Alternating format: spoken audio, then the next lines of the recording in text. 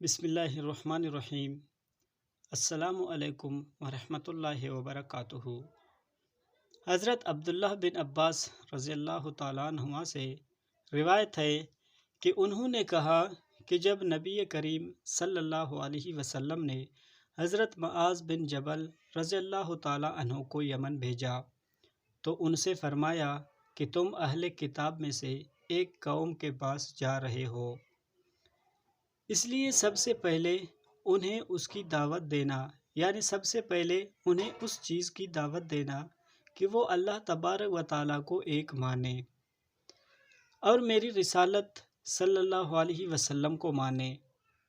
جب اسے وہ سمجھ لے تو پھر انہیں یہ بتانا کہ اللہ تبارک و تعالیٰ نے ایک دن اور ایک رات میں تم پر 5 نمازیں فرض کی ہے۔ جب وہ نماز پڑھنے لگے تو انہیں بتانا کہ اللہ تبارک و تعالیٰ نے ان پر ان کے مالوں میں زکوٰۃ فرض کی ہے، جو ان کے امیروں سے لی جائے گی اور ان کے غریبوں کو لوٹا دی جائے گی۔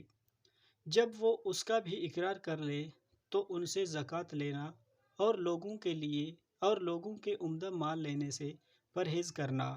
جزاک اللہ خیرا۔